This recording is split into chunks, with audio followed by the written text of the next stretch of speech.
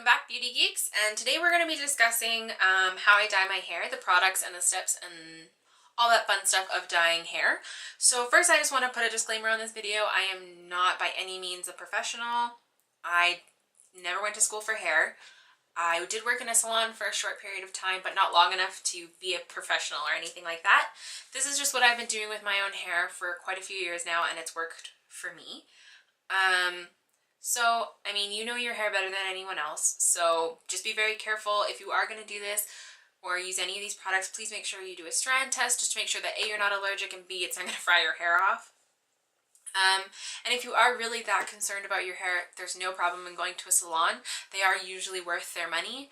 I just don't go personally because sometimes it's quite costly and I don't really have a lot of money, and I only dye a small amount of my hair. It's like when I used to shave the sides of my head, I was like, I'm not gonna go and get someone to do that because it's so much easier to do it myself. If I was getting more of my hair done or something more complicated, I would go to a salon.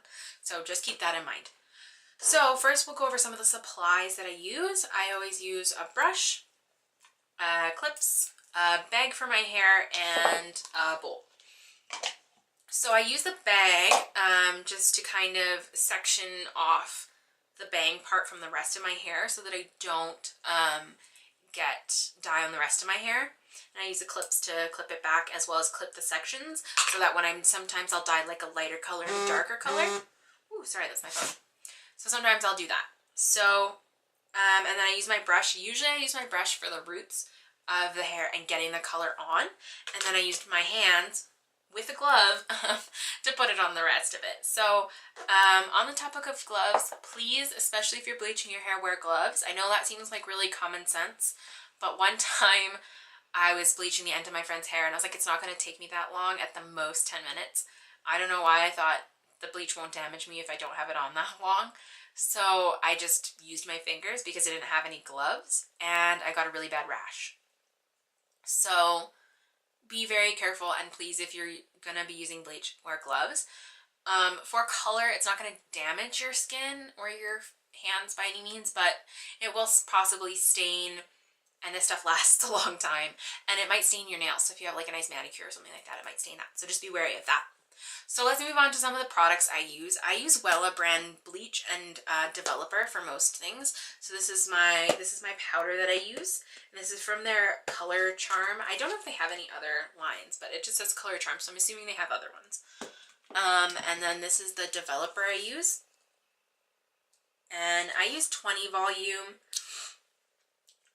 because I don't know, you don't really need like 30 or 40 on my hair because my hair takes bleach and dye really, really well, and my hair's not that dark. From what I understand about developers, the numbers are kind of how quick it lifts. So I'm not sure, again, not a professional, so don't quote me. But yeah, so 20 is probably good on most people. You can always ask the people at the store, hey, like, how much, like, based on my hair color, what level of a lightener do you think I need? Like, if you go to Sally's, they're usually pretty good at helping you there. So yeah. So 20 is what I use, or 10 if I'm only depositing color. So when you're dyeing your hair with a permanent dye or semi-permanent dye, and it's going to be darker than your natural hair color or the color you have in, you don't actually need a really high level developer just because it's not lifting a lot of color to put color. It's mostly putting color on. This I know for sure. So yeah, if you're gonna go like black, you don't need a 20 level developer. If you have blonde hair or brown hair, you just need 10. So just keep that in mind in case you're wanting to actually dye your hair, not just these funky colors. So yeah, I mix those two, about half a scoop, and then I don't really measure the cream out. I just kind of pour it till it's a thick consistency.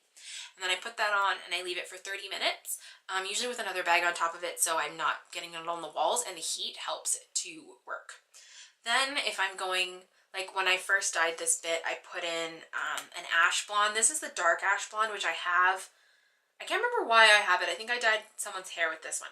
So this guy, yeah, so I usually ash blonde, yeah.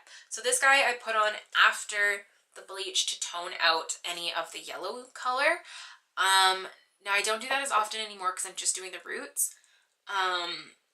But well, I don't do the roots almost anymore anyway, but if I'm doing my roots, sometimes I'll use it depending on the color, but for the most part I don't anymore.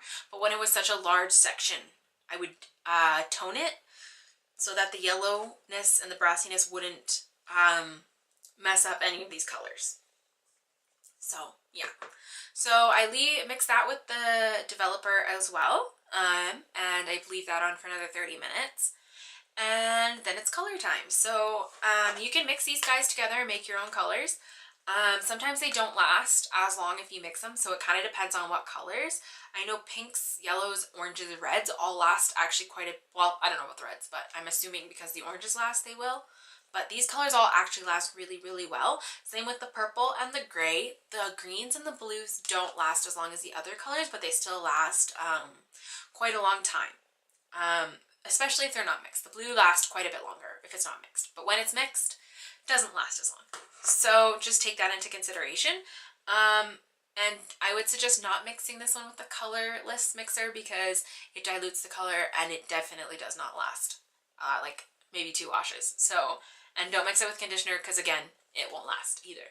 So just be wary of those. I mean, if you are wanting this lilac color and you don't care if it lasts long or if you have to keep dyeing it, that's fine, but just be aware of the fact that if you do mix them, they might not last.